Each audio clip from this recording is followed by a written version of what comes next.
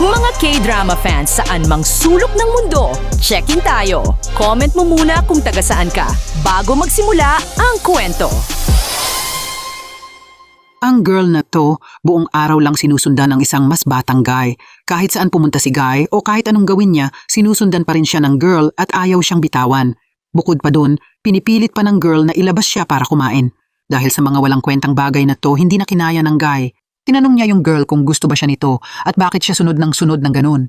Pero hindi niya ine-expect na tatawa lang yung girl pagkarinig. Sabi niya, gusto lang daw niyang maging friends sila at kaya niya sinusundan si guy buong araw ay para magkaroon siya ng friendship. Kasi kung hindi niya gagawin yon, palagi siyang lonely at bad trip sa buhay. Itong guy daw kasi ang tumulong sa kanya na makita ang buhay sa mas positive na way. Si Duna dati ay sikat na female idol sa K-pop industry, pero dahil sa problema sa boses niya, hindi na nag-progress ang career niya. Para sa isang idol, sobrang sakit na iwan ng audience. Si Duna namuhay ng super boring araw-araw hanggang sa dumating ang freshman nato.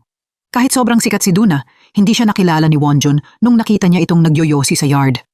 Nagtanong pa siya ng ilang innocent na tanong kung magkakilala ba sila dahil parang familiar ang mukha niya. Narinig iyon ni Duna at tiningnan niya si Wonjun na parang cheap dahil ang bastos at ignorant daw ng greeting niya. Lalo na nung makita niya si Wonjun na naka-shirt na fan gift na may pangalan niyang naka-embroider. Sa mga sumunod na araw, palagi pa ring nagkakasalubong sina Wonjun at Duna kahit ayaw nila at pareho silang walang magandang impression sa isa't isa. Hindi gusto ni Wonjun yung sigarilyo na hindi nawawala sa kamay ni Duna. At si Duna naman, feeling niya stalker fan si Wonjun. Hanggang sa isang araw, hinarang niya si Wonjun at tinanong kung bakit siya sinusundan hanggang dito. Doon lang na-realize ni Wonjun na idol pala ng kaibigan niya si Duna. Nagpaliwanag siya na hindi niya sinusundan si Duna at hindi rin niya ini-idolize si Duna gaya ng iniisip nito. Hindi nga daw niya nakilala si Duna hanggang ngayon. Yung idol shirt daw ay hiniram lang niya sa friend niya. Yung friend ang fan, hindi siya. Pero paano naman maniniwala si Duna? Sobrang sikat niya tapos hindi siya nakilala ni Wonjun. Mahirap paniwalaan. Hindi na nakipagtalo si Wonjun at umalis na lang. Pagkatapos niyang mag-interview para maging tutor sa isang rich family, tinanggap siya ng mom dahil mukhang mature at respetado. Maganda rin ang academic record niya at marami na siyang experience sa tutoring. Masayang umuwi si Wonjun at aksidenteng nakita ulit ang friend niya. Hindi sila nagkita for more than 1 year. Sabi ni Jinju, nakapasa rin siya sa entrance exam ng school ni Wonjun. Pagkatapos nun, nag-beer sila at masayang nagkwentuhan. Pag-uwi niya, nakita ni Wonjun si Duna na nakaupo sa yard. Malamig at sobrang nipis ng suot niya. Kahit medyo concerned si Wonjun, tinangka niya sanang umiwas. Biglang narinig niyang umiiyak si Duna. Paglingon niya, tumutulo ang luha nito. Kitang-kita ang lungkot sa muka. Nung makita siya ni Duna, tumayo ito pero pagod at nahulog sa lupa. Nagpanik si Wonjun at tumawag ng ambulance. Sinamahan niya si Duna sa hospital dahil hindi niya alam kung sino dapat ang guardian. Siya tuloy, ang napilitang maging guardian. Sobra siyang nag-worry sa kalagayan ni Duna. Bumili pa siya ng medyas para uminit ang paa nito. Dahil sa worry na pinakita ni Wonjun, medyo nabawasan ang negativity ng girl. Inisip niya na baka maging okay ang relationship nila mula dito, pero biglang may nangyaring hindi inaasahan kay Wonjun. Hindi siya nakapunta sa trabaho bilang tutor dahil nakatanggap siya ng balita na na-reject siya kasi amoy sigarilyo daw ang scarf niya. Bigla niyang naalala na nakaengkwentro niya si Duna bago yung interview.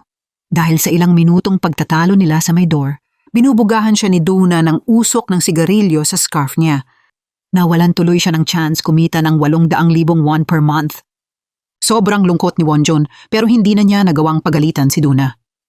Pero mas malas pa, nung dinala niya si Duna sa hospital, biglang nagbago ito at araw-araw siyang sinusundan. At yung level ng pagsunod, mas nakakatakot pa sa crazy fan. Super uncomfortable at nakakahiya para kay Wonjun. Hindi matakasan ni Wonjun si Duna kahit saan siya pumunta. Sabi ni girl, gutom daw siya at gusto niya kumain. Dahil dito, inisip tuloy ni Wonjun na baka gusto siya ni Duna. Diretso niyang tinanong kung gusto ba siya nito at sinabing hindi dapat ganun kasi uncomfortable siya. Pagkarinig nun, tumawa lang si Duna. Sabi niya, friends lang daw talaga ang gusto niya. Pagkatapos sabihin yun, hindi na niya hinintay ang sagot ni Wonjun. Umalis siya at pinagpatuloy ang pagsampay. Lumakad siya papunta sa morning light. Yung nag-sparkle niyang image, sandaling naka-attract kay Wonjun. Pero tuloy pa rin ang pang-aasar ni Duna. Kinuha niya yung number sa tutor notice ni Wonjun at tinawagan siya para asarin. Hindi niya alam na stressed si Wonjun kakahanap ng trabaho. Nainis si Wonjun at napagalitan si Duna. Biglang nagbago ang attitude nito pagkatapos marinig. Sa mga sumunod na araw, hindi na siya ginugulo ni Duna, pero naging uncomfortable naman siya nung hindi niya ito makita kahit saan. Bumaba siya sa floor ni Duna para makipag-ayos.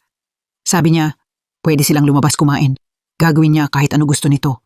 Pagbalik ni Duna mula shopping, narinig niya lahat ng sinabi ni Wonjun. Kinabukasan, pumunta si Duna sa school ni Wonjun. Sinabi niyang gusto niyang lumabas kumain with him.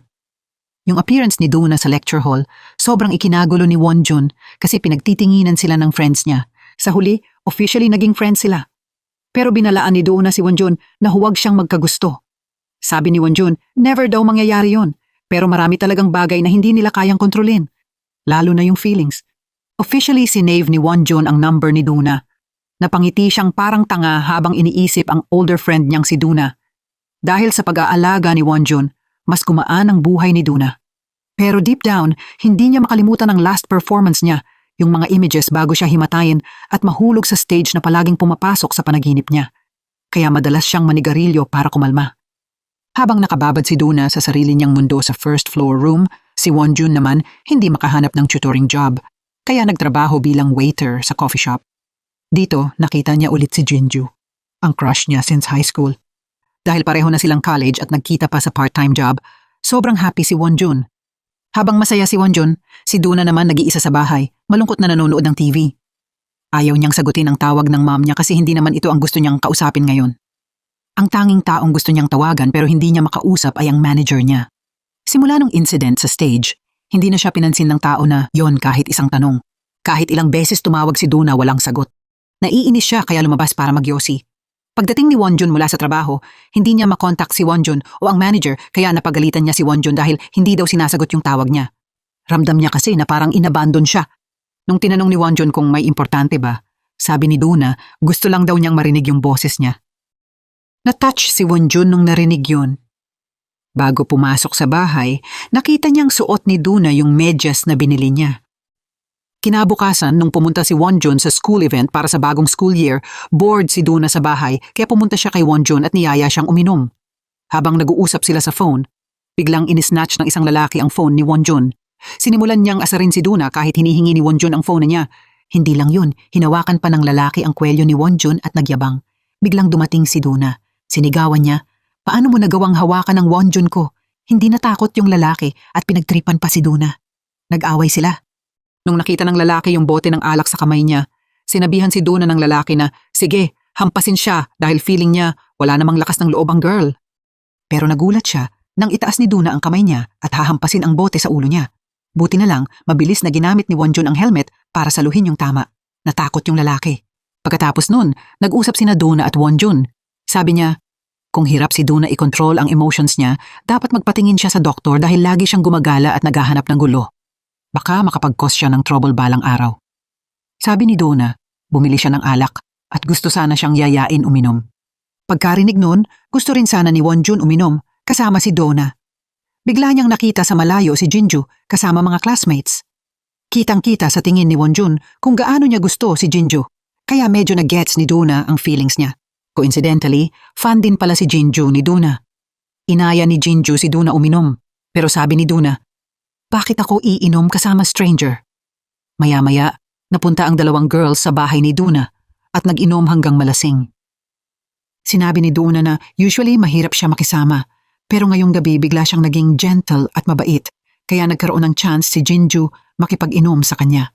Pagkatapos nun, iniwan niya si Jinju na lasing sa loob at lumabas para magyosi. Sinundan siya ni Wonjun dahil sobrang lasing din si Duna. Habang nag-uusap sila, sinabi ni Duna na naiinggit siya sa long relationship ni Wonjun at Jinju. Tumayo si Duna at papasok na sana pero nadulas siya at muntik mahulog. Pero mabilis siyang nahawakan ni Wonjun kaya nagyakapan sila ng hindi sinasadya. Yung firm hug ni Wonjun nagpa-flatter sa puso ni Duna. Habang tinitingnan niya yung innocent at naive na guy, muntik na niyang i-kiss si Wonjun. Pero in-hold niya sarili niya at umalis, iniwan si Wonjun mag-isa. Kinabukasan, punong-puno ng images ng pagyakap nila ang isip ni Wonjun. Kahit sinubukan niyang kumalma, iniisip pa rin niya ang pretty face ni Duna, kaya nasampal niya ang sarili niya. Pagdating niya sa school, tinukso siya ni Jinju. Sabi niya, nakita daw niyang nag-kiss sila ni Duna kagabi. Dahil sa misunderstanding, sobrang nahiya si Wonjun. Pag-uwi niya, tinanong siya ni Duna tungkol sa relationship nila ni Jinju. Sabi pa niya, kung nagmi-misunderstand si Jinju, edi magjowa na lang daw sila.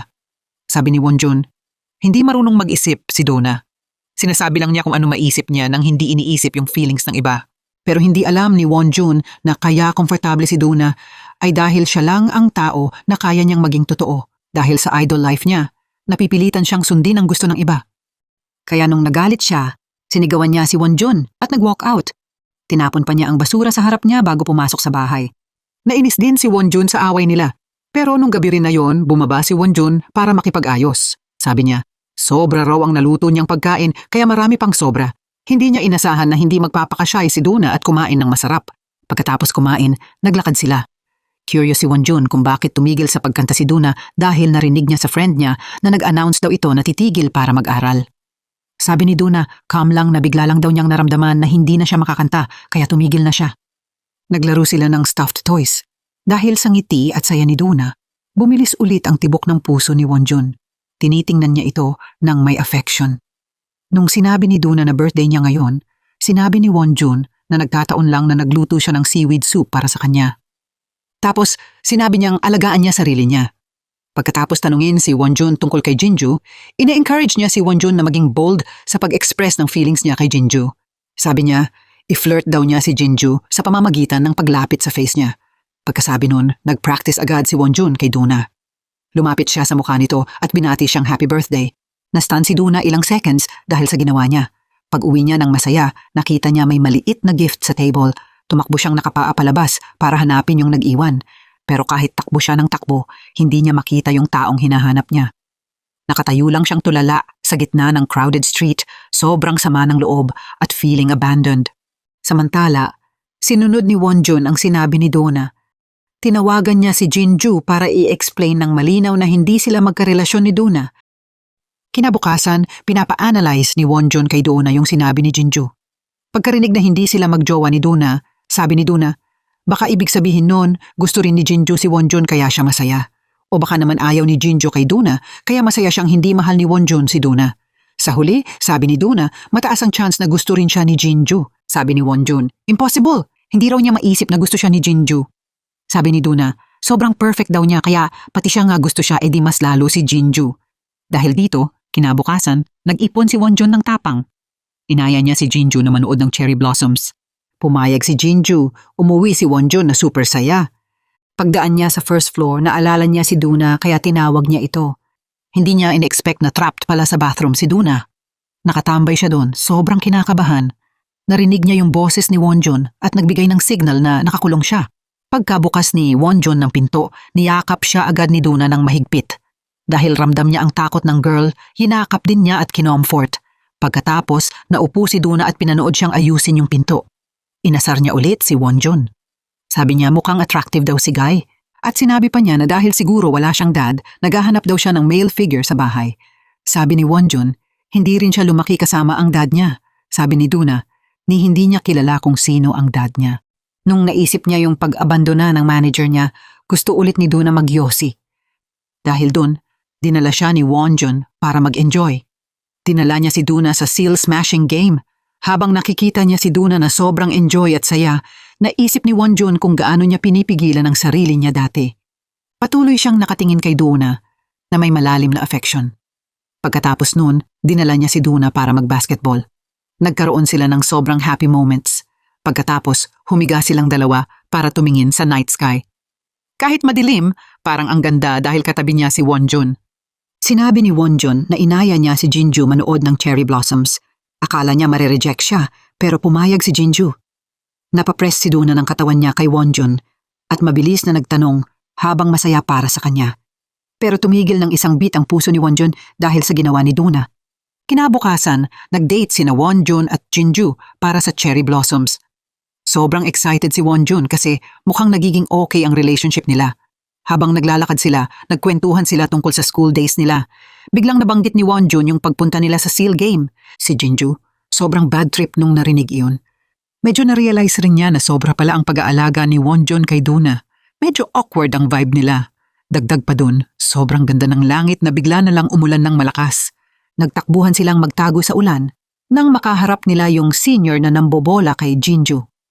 Habang pabalik sila, tinawagan si Wonjun ng roommate niya para umuwi dahil may cake daw. Coincidence na close friend ng roommate ang senior kaya nag-connect sila ng walang plano. Bumalik sila sa dorm para kumain ng cake, uminom ng beer at magkwentuhan. Laging piniprepare ni Wonjun yung roommate niyang si Yun na i-pair si Jinju kay Wonjun pero hindi napansin ni Yun na sobrang awkward ang atmosphere sa dinner table. Sa huli, nagkunwari si Wonjun na bibili ng ice cream para makatakas. Tumayo rin si Duna at sumama kay Wonjun. Pagbalik nila galing ice cream, medyo nadismaya si Jinju nung nakita si Duna naka-jacket ni Wonjun, lalo na nung nakita niya yung affectionate na tingin ni Wonjun kay Duna. Na-realize ni Jinju na kay Duna pala nakatuon ang feelings ni Wonjun. Kinabukasan, naglaro ng basketball sina Senior Seon at Wonjun. Sumama rin si Duna para mag-cheer. Pagkatapos ng laro, gustong imbitahin ni Seon sina Wonjun at Duna para kumain kasama si Jinju. Pero sumenyas si Duna na ayaw niya, kaya tumanggi si Wonjun. Sabi pa ni Duna na nakikita niya na gusto ni na Jinju at Wonjun ang isa't isa, kaya kung hindi magiging bold si Wonjun para i-express yun, malaki ang chance na mawala si Jinju. Dito sinabi ni Wonjun na 1 taon na ang nakalipas nung inamin niya ang feelings niya kay Jinju. Pero nung narinig ni Jinju yung confession, nanahimik lang ito at iniiwasan siya. Wala silang contact mula noon. Nang ibinahagi ni Wonjun yun, natuwa si Duna sa loob-loob niya. Sa mga sumunod na araw, nanatili si Duna sa bahay. Napansin niyang may pumupunta sa room niya, kaya nag-alala at tinawagan si Wonjun at ilan pa para uminom kasama siya. Umupo silang lahat, uminom ng beer at kumain ng cake. At nung araw ng mga tanga, naglaro sila ng game para tingnan kung sino ang pinakamahusay magsinungaling. Sabi ni Jinju na nakatanggap daw siya ng confession ngayon, pero hindi pa rin siya sumagot dahil hindi pa niya sure ang feelings niya. Ginamit niya ang pagkakataon para i-express ang feelings niya kay Wonjun. Sabi naman ni Duna na may sumusunod sa kanya. Ipinakita niya ang isang stack ng mga secret na kuha at itinuro yung pintuan kung saan nagtatago yung stalker. Biglang tumakbo yung stalker palayo at naghabol agad silang lahat. Sa huli nahuli nila yung stalker, binuksan nila ang kamera niya at nakita ang dami ng secret photos ni Duna. Gusto sana niyang sampalin siya pero pinigilan niya sarili. Kinuha niya ang isang bote para tamaan sa ulo. Pero umalis na lang. Tuloy-tuloy pa ang pagiging stubborn ng stalker at sinabi pa ang isang provocative na sentence. Naiirita si Wonjun. Hinila niya ang kwelyo ng stalker at binalaan siya. Sinabing papatayin niya siya kung itutuloy pa niya ang pambabastos kay Duna. Nagulat si Jinju sa ginawa ni Wonjun. Hindi pa niya ito nakitang sobrang galit noon. Nagsabi si Jinju kay Wonjun na naghahanda siyang lumipat ng sarili niyang tirahan. Malala ang relasyon niya sa ama at wala siyang masasabihan. Pagkatapos ihatid si Jinju sa bus stop, umuwi si Wonjun. Aksidenteng nakita niya ang isang text message sa phone ni Duna mula sa isang taong pinangalanang P. Marami siyang tanong tungkol sa misteryosong taong yun kaya umakyat siya sa living room para uminom ng beer. Nagising na rin si Duna, lumabas siya at ibinigay ni Wonjun lahat ng photos at info tungkol sa stalker. Binura rin ni Wonjun lahat ng images sa computer niya. Sabi niya, handa na lahat kung gusto niyang i-report ang stalker sa pulis. Tinanong ni Wonjun si Duna kung naranasan ba talaga niya ito at kung natakot siya. Kahit malakas ang personalidad ni Duna, kalmado niyang sinabi na normal lang yun. Dito kinausap siya ni Wonjun na okay lang matakot, normal lang ang reaksyon ng tao, at ang importante ay huwag pahintulutan na masaktan ang sarili. Dahil sa mga salitang iyon mula sa binatang nasa harap niya, naniyak si Duna sa loob. Tumingin siya kay Wonjun ng may pagmamahal at humiga, inilagay ang ulo niya sa kandungan ni Wonjun. Sabi niya, gusto pa niyang matulog kasi hindi daw siya nakatulog ng maayos kanina. Bago pa makarecover si Wonjun sa ginawa, hinawakan niya ang kamay nito. Hiningi niya na sandali lang hawakan ang kamay niya. Kung ayaw ni Wonjun, pwede niyang bitawan. Ngunit inabot ni Wonjun ang kamay niya gamit ang kabilang kamay at hinawakan ang kamay niya. Makikita sa paraan ng pagyakap ni Wonjun sa kamay ni Duna kung gaano niya ito pinahahalagahan at gustong protektahan. Nagyakapan sila at nakatulog ng mahimbing hanggang bukas. Sa puntong iyon, puno na ang puso ni Wonjun ng imahe ni Duna. Sa mga sumunod na araw, pinilit ni Wonjun mag-focus sa pag-aaral at trabaho para hindi masyadong isipin si Duna. Si Duna naman, nag-iisa pa rin sa bahay. Tinawagan niya ang manager pero hindi makontak. Sa huli, pumunta siya sa amusement park kung saan nagtatrabaho si Wonjun. Dahil alam niyang nagtatrabaho pa rin si Wonjun para kumita, hindi niya siya ginulo at naglaro na lang mag-isa. Kahit hindi masaya, naghintay pa rin siya hanggang tapos ang shift ni Wonjun. Nakita ni Wonjun si Donna nakaupo sa isang sulok naghihintay at napuno ang puso niya ng lungkot. Pagkatapos nun, nag-out sila para kumain ng late night snack. Masayang nakita si Donna na masarap kumain si Wonjun ng noodles. Inamin niya na bukod sa pagkanta at pagsayaw, wala siyang ibang alam gawin. Nag-aalala rin siya tungkol sa future niya. Kung hindi na siya makakanta at makakasayaw, siguradong malungkot at mag-iisa ang buhay niya. Pero nagbago ang pananaw niya ngayon dahil kay Wonjun. Dahil nandyan si Wonjun, mas nag-enjoy siya sa buhay. Sabi ni Wonjun, simple lang ang pangarap niya. Normal na buhay. Sapat na sa kanya ang tahimik at payapang kaligayahan. Naaalala iyon, tumigil si Donna sa ilang sandali. Siguro na-realize niya rin na magkaiba talaga ang buhay nilang dalawa. Papauwi, sinabi ni Donna kay Wonjun na huwag masyadong magtrabaho ng sobra. Kailangan din niya ng pahinga. Dito lang inamin ni Wonjun na iniwan niya ang may sakit na nakababatang kapatid at ang mahirap na nanay niya sa probinsya para mag-aral dito. Nakararamdam din siya na medyo makasarili siya. Tiningnan ni Donna ang inuwing inosenteng binata at lalo siyang naniig sa pagmamahal. Papauwi. Nakatulog si Wonjun ng mahimbing sa balikat ni Donna. Ilang araw pagkatapos nun, lumabas online ang serye ng mga larawan nila habang kumakain ng black bean noodles. Sobrang nag-alala si Wonjun nung nakita ang malisyosong comments kay Donna. Umuwi siya para tanungin si Donna, pero sanay na si Donna sa mga ganitong chismis sa social media. Sabi niya, hindi siya naaapektuhan. Tinanong niya rin kung hindi ba tiningnan ni Wonjun ang informasyon niya online, di ba? Matagal na siyang binabash ng iba. Tapos lagi pa siyang tinutuya, kaya naiisip ni Wonjun na tanga siya sa pag-aalala. Kasabay nun, tiningnan ni Jinju ang mga pictures nila kumakain ng black bean noodles at na-realize na kasama niya doon ang kaibigan niyang si Wonjun. Mas lalo pang nagkagulo ang puso ni Jinju. Pagkatapos nun, bumalik sa magandang mood si Donna. Sinamantala ang magandang araw at nag-dress up, plano niyang yayain si Wonjun lumabas. Kahit sinabi niyang abala sa exam review, hindi siya alintana. Plano niyang hanapan siya ng damit para sa date nila. Sabi ni Wonjun na kumuha na lang siya ng ilang men's shirts na nakahanger sa bahay niya para maiwasang ma-follow. Bigla tumawag si Yoon kay Wonjun para humingi ng help. Halatang urgent ang boses, kaya dali-dali pumunta si Wonjun. Unexpectedly, nag-set up pala si Yoon ng group date dahil kulang sila sa tao. Pinakiusapan niya si Wonjun na puna ng bakante. Pagdating ni Wonjun sa meeting place para sa group of girls, nakita niya ang isang old acquaintance. May friend na ipinanganak sa parehong araw niya. Plano pa nga nung mga nanay nila maging in-laws. Yung friend ang pangalan ay Yira. Mula pagkabata, inabuso ni Yira si Wonjun hanggang lumipat siya sa Brazil noong edad na 2. Umalis si Yira at nangako na babalik siya. Pagtagal, bumalik siya at tumupad sa pangako. Nang makita si Yira, naisip ni Wonjun na sasabog na napakamiserable ang buhay niya mula ngayon. Habang nag-i-enjoy si Wonjun kasama ang friends niya sa group date, nag-iisa si Donna sa bahay at hindi alam anong gagawin. Bigla namatay ang ilaw sa kwarto at natakot siya, kaya lumabas at nagyosi buong gabi. Kasabay nun, lumabas si Yira kasama ang friends niya at nag-i-enjoy kasama si Wonjun. Dahil sinadya niyang hindi kilalanin si Yira, lalo itong nainis at gustong gusgain siya. Nangyari pa na pinilit niyang halikin si Wonjun bilang dare. Tinigil lang niya nung kinailangan ni Wonjun tanggapin na nandyan si Yira. Masayang umuwi si Yoon galing date. Nakita niya si Donna na nasa labas ng yard. Hindi sinasadya, sinabi ni Yoon kay Wonjun ang tungkol sa group date at na-meet niya yung cute girl kaya baka hindi pa umuwi. Pagkatapos sabihin yun, umakyat si Yoon para matulog, iniwan si Donna mag-isa at galit sa yard. Nang masunog siya ng cigarette butt, hindi niya ito napansin. Dahil lasing si Yira, kinailangan ni Wonjun iuwi siya sa dorm. Dito lang nakauwi si Wonjun pabalik sa boarding house. Habang nasa labas pa rin si Donna, nakaupo at naninigarilyo, lumapit si Wonjun at umupo sa tabi niya. Nakita niya ang paso sa kamay at nag-alala ng sobra. Pumasok siya para kumuha ng yelo na binuhusan sa paso. Nung nagtampo si Donna, sinabi niya na amoy alak at maraming pabango ng babae si Wonjun. Inamin niya ng tapat na sumama siya sa group date at kasama nga siya ng isang babae. Nung sinabi ni Donna na hindi niya ramdam ang paso hanggat hindi binigyan ni Wonjun ng atensyon at ginamot, sagot ni Wonjun na ganyan talaga ang tao.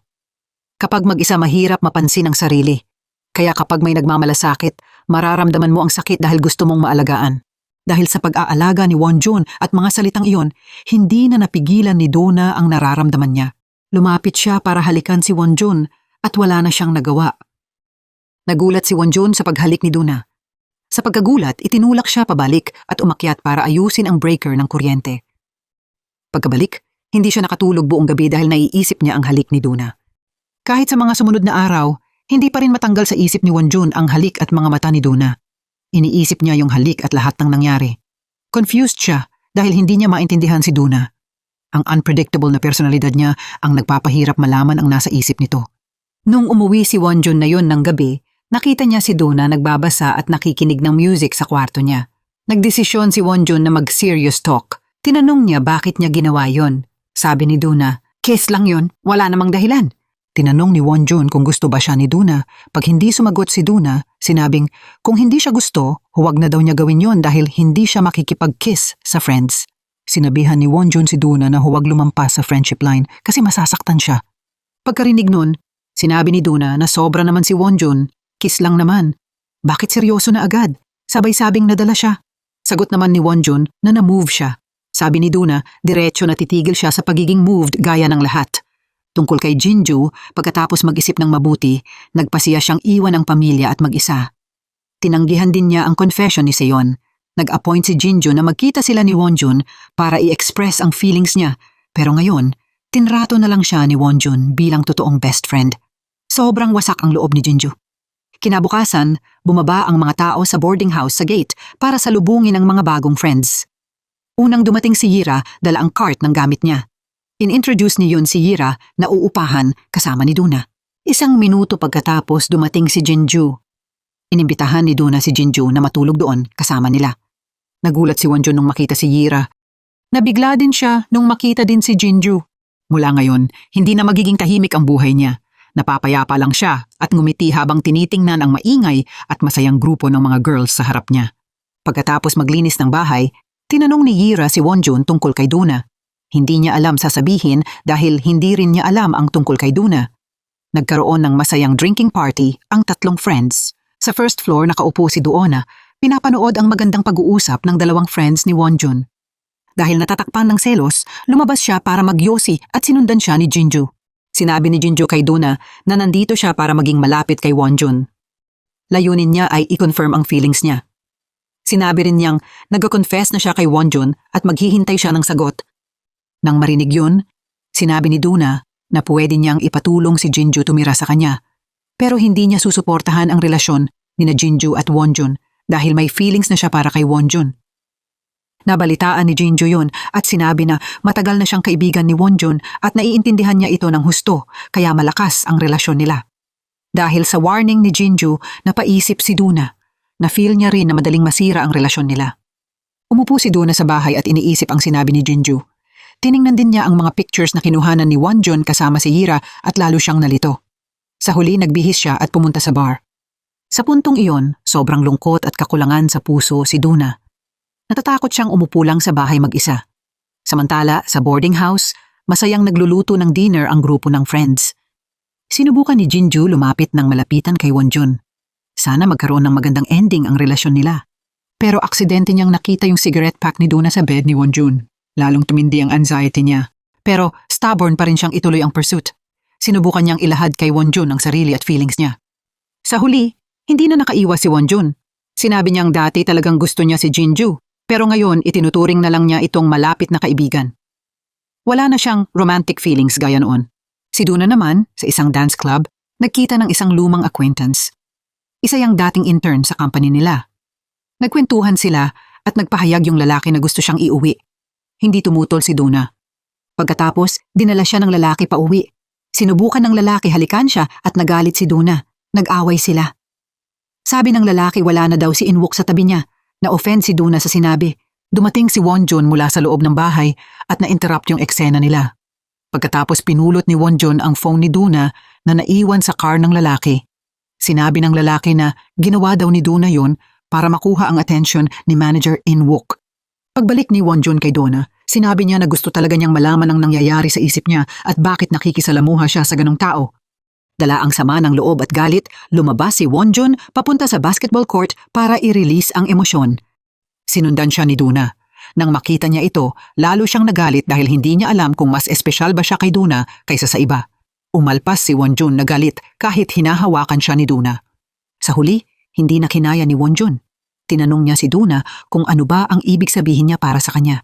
Sabi ni Duna na dahil sinabi ni Wonjun na walang kahulugan yung first kiss nila, Gusto niyang i-check kung may feelings talaga siya sa pamamagitan ng pakikipag-date sa iba. Pero na-realize niya na iniisip pa rin niya si Wonjun at gusto pa rin niya ito. So ano ang ginawa ni Wonjun nung narinig yung mga salitang yun kay Duna? Sa halip na sagutin ang tanong niya, hinila ni Wonjun si Duna, papalapit sa kanya at hinalikan siyang puno ng passion. Sa puntong iyon, hindi na sila magkaibigan. Nung bumalik si Wonjun sa probinsya para bisitahin ang pamilya niya, tinanong niya yung best friend niya tungkol kay Duna. Pagkatapos noon, tiningnan niya online ang impormasyon tungkol sa kanya. Iyon mismo ang sinabi ng girl. Siya yung palaging binabatikos. Kasabay noon, nalaman din niya ang tungkol sa pamilya ni Duna. Ginagamit ng nanay ni Duna ang pangalan ni Duna para mangutang. Na-expose iyon at malaking epekto iyon sa kanya. Malaman din niya na nag-divorce yung mga magulang ni Duna nung bata pa siya. Iniwan siya ng nanay para tumira sa lola niya. Ngayong sandali, sobrang nakaramdam ng awa si Wonjun. Hindi niya inakala na yung babaeng minahal niya ay may pinagdadaanan na ganito kasakit. Pagkatapos nun, tinawagan ni Wonjun si Duna para magbukas ng sarili. Kinuwento niya tungkol sa sarili niya at sa pamilya niya. Sabi niya noon, medyo meaningless ang buhay niya. Wala siyang passion sa ginagawa at iniiwasan niya ang mga bagay na masyadong mahirap. Pero ngayon, gusto niyang gumawa ng mas maraming bagay. Sabi niya na gusto niya si Duna ng sobra. Naiinggit din siya sa mga lalaking minahal nito noon. At dahil sa isang pangungusap lang, gusto na ni Duna makita si Wonjun agad. Kaya sumakay agad si Wonjun sa bus mula probinsya papuntang Seoul mag-isa kahit late na ng gabi. Pagbalik niya sa kwarto, natutulog si Duna sa kama niya. Humiga si Wonjun sa tabi niya at niyakap siya at sabay silang nakatulog ng mahimbing hanggang maaga kinabukasan. Nung dala ni na Jinju at Yira yung cake sa ikalawang palapag para yayain lahat kumain, biglang nakita nila si Duna na lumalabas mula sa kwarto ni Wonjun. Kasunod noon, lumabas din si Wonjun. Nagulat lahat sa eksena. Lalo na si Jinju, sobrang lungkot nung nakita niya iyon. Kahit pa medyo nakuha na niya yung vibes, hindi inaasahan na ganoon kalapit ang relasyon nila na magkasama pa silang natutulog. Sandali lang pagkatapos nun, dumating ang nanay ni Duna sa lugar nila. Sinabi ng nanay ni Duna na kailangan niyang bumalik sa company para kumanta sa band. Kung hindi, kailangan niyang maghanap ng paraan para kumita ng pera. Napatingin lang si Duna sa nanay niya at walang masabi. Tungkol naman kay Jinju, nang malaman niyang magka-date na sina Wonjun at Duna, nag-decide siyang hindi na itutuloy ang confession niya. Humingi siya ng meeting kay Wonjun at sinabi na gusto niya ito simula nung unang nakita niya siya. Pero dahil sa maraming dahilan, itinago niya ang nararamdaman. Sa huli, nagkahiwalay sila ng ganito. Puno ng pagsisisi ang sinabi ni Jinju. Sobrang sakit din kay Wonjun iyon. Dahil lang sa kaunting dishonesty, nagkahiwalay sila. Sa wakas, sinabi nila ang huling salita para sa kanilang inosenteng unang pag-ibig. Kasabay noon, pumunta rin si Duna sa performance ng band niya. Nakita niya ang sumikat at nag-performance ng maayos yung 4 na kasamahan niya na wala siya sa lineup, kaya tahimik siyang umalis na frustrated. Hindi niya alam na pinanood siya ni Inwook mula sa malayo. Late na ng gabi at hindi pa umuuwi si Duna, kaya nag-aalala si Wonjun at naghihintay sa labas. Tumawag siya ng paulit-ulit pero di siya makontak. Puno siya ng takot para sa kanya. Tinanong ni Yira si Wonjun tungkol sa relasyon nila. Nagbigay si Yira ng kaunting love advice tapos umalis na at iniwan si Wonjun maghintay kay Duna. Biglang tumawag si Duna. Pagdating ni Wonjun, niyaya siya nito na mag-trip agad ng gabing iyon. Sumakay sila ng kotse at umalis. Kinabukasan, nagkaroon sila ng tunay na masayang moments magkasama. Sa dulo ng isang mahabang araw ng pagpapahinga, nagkaroon sila ng gabi na puno ng intimacy. Pero ang kaligayahan palaging marupok at maikli. Kinabukasan ng umaga, habang magkahawak kamay na naglalakad, sinabi ni Duna na baka dapat nilang i-public ang relasyon pagbalik nila sa Seoul. Sobrang saya ni Wonjun sa narinig niya. Biglang huminto si Duna. Sa unahan nila may isang kotse na pamilyar kay Duna at nakatayo sa harap nito ang manager na si Inwook nagyoyosi. Nang papalapit si Duna sa manager, sinubukan ni Wonjun hawakan ang kamay niya pero itinulak siya ni Duna. Iniwan siya nito na may helpless na tingin. Matapang na lumakad si Duna papunta kay manager. Dumaan ang kotse kung saan nakatayo si Wonjun. Nashock siya ng husto at hindi nakareact agad. Lahat ng nangyari mabilis na nangyari kaya hindi nakapag-react si Wonjun. Nasa loob ng kotse, sinabi ni Inwook kay Duna na bumalik sa stage kung ayaw niyang makalimutan. Inihayag ni Duna lahat ng nararamdaman niya. Sinisi niya si Inwook sa paraan ng pagtrato nito. Sabi niya pinaturo ni Inwook sa kanya ang leksyon na hindi siya inalagaan ng matagal. Bigla, sa tindi ng emosyon, binukas niya ang pinto ng kotse at gustong bumaba. Natakot si Inwook at hindi pinigilan pa. Bumukas ang pinto at nadapa si Duna palabas. Sumigaw siya at sinisi si Inwook. Sinabi niya na may nararamdaman siya para kay Inwook, kaya siya nasasaktan ng ganito. Hindi na nakapagsalita ng mahinahon si Inwook. Sumigaw din siya pabalik at pinagalitan si Duna. Sabi niya na ang minahal ni Duna ay ang sarili niya. Siya rin ang umabandona sa sarili. Dahil hindi niya alam ang pakiramdam ng magmahal ng tao, nagbehave siya ng ganun. Noon, nakapagdulot siya ng malaking problema sa mga kasamahan, manager at buong company. Dinala agad ni Inwook si Duna sa hospital para gamutin ang siko niyang sumakit. Sa mga sandaling iyon, nag-aalala si Wonjun at tinawag siya ng paulit-ulit pero hindi sumasagot si Duna. Naghintay si Wonjun mag-isa sa motel para kay Duna. Puno ang puso niya ng tanong tungkol sa lalaking iyon. Naalala niya yung mga sandali na nakita niya si Duna na pagod at nakatitig sa phone niya. Sa huli, hindi na makahinga si Wonjun sa sakit ng puso. Patuloy siyang naghihintay at tumatawag. Pero isang tawag mula sa nanay niya ang nagpasailalim sa kanya. Umalis siya ng motel nang hindi alam na tumanggi si Duna sumama kay Inwook at bumalik sa resort kasama si Wonjun. Hindi niya nakita dahil umalis si Wonjun para alagaan ang medical na treatment ng kapatid niya. Nasa probinsya si Wonjun na sobrang depressed ang mood. Umiinom siya kasama ang best friend niya. Hindi niya alam na si Duna sa oras na iyon ay bumalik sa inuupahang kwarto. Tinitingnan niya ang phone niya pero hindi tinawagan si Wonjun. Dalawa silang may tinatagong damdamin na di maibabahagi. Napunta ang isip ni Duna sa mga sandali na puro melody at lyrics ang bumuo ng buhay niya. Paulit-ulit niyang naaalala yung mga moments kasama si Inwook. Paano siya nakilala, inalagaan at dinala nito. Kinabukasan, pagbalik ni Wonjun mula probinsya papunta sa shared dorm, nakita niya si Duna na nakaupo sa usual spot niya.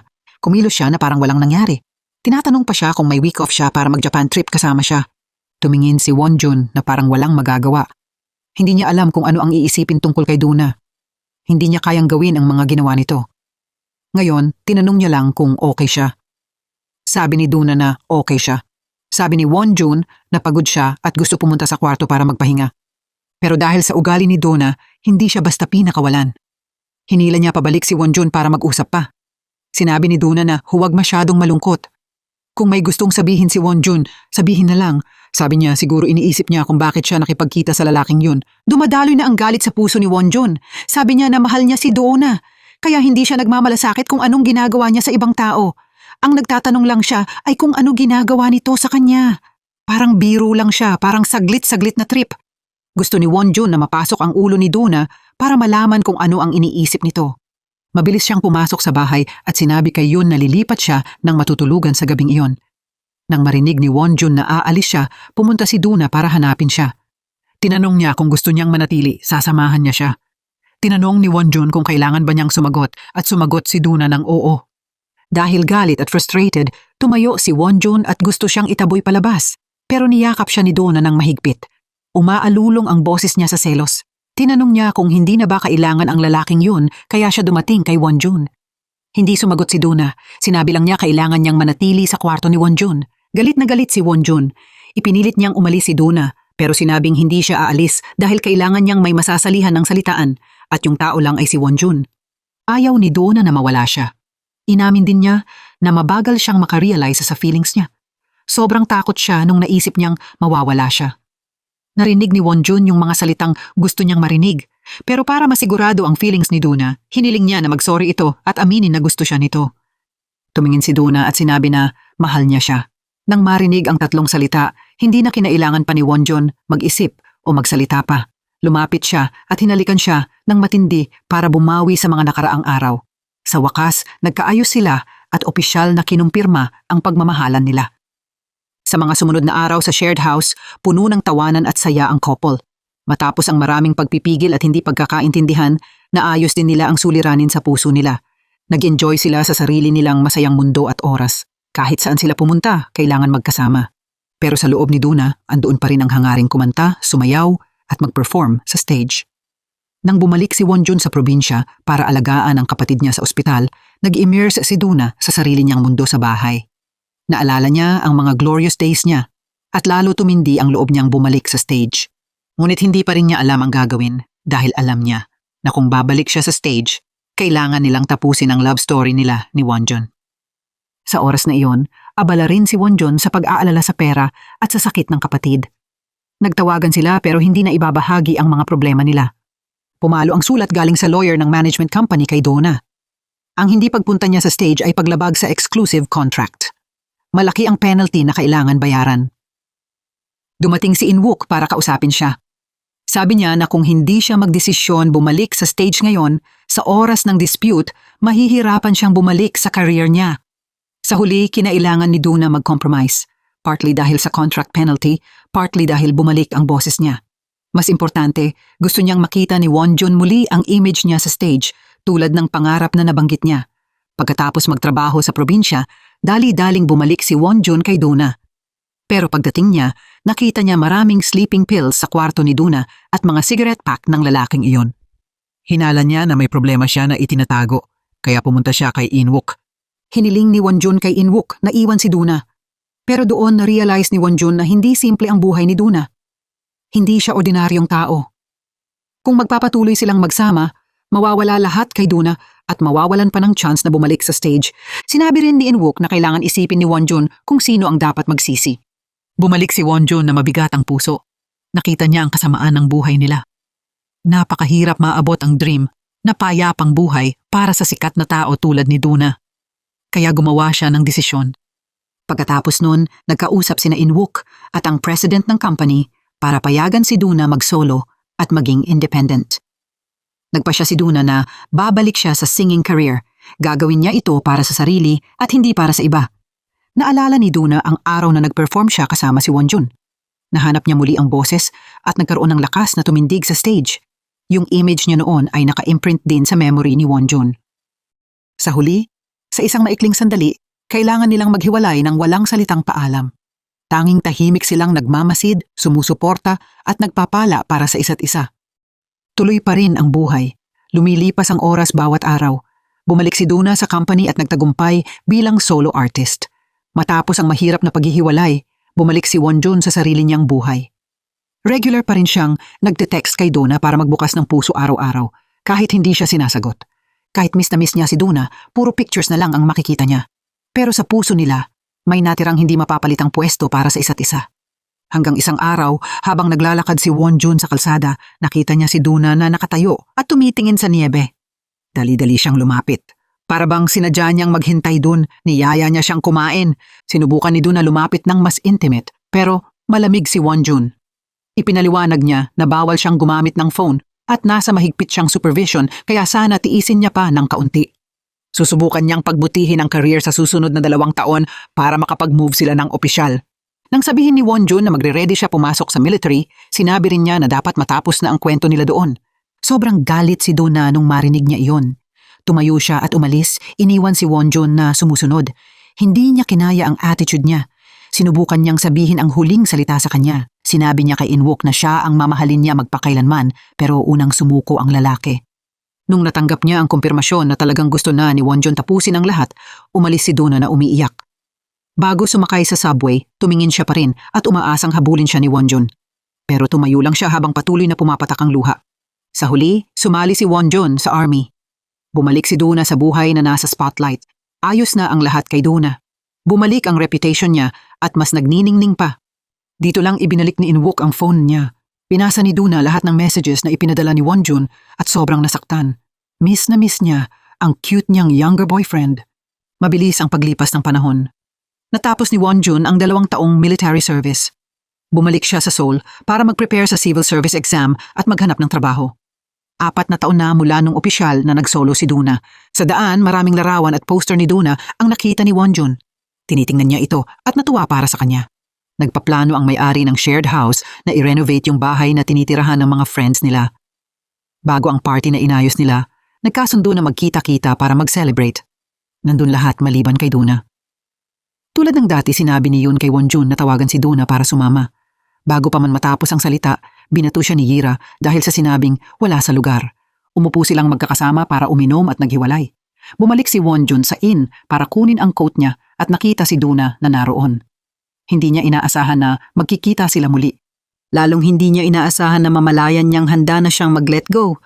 Nang tuluyan at biglang magkita sila, nakita niya ang pamilyar na figure ni Donna na nakatayo at nagyoyosi.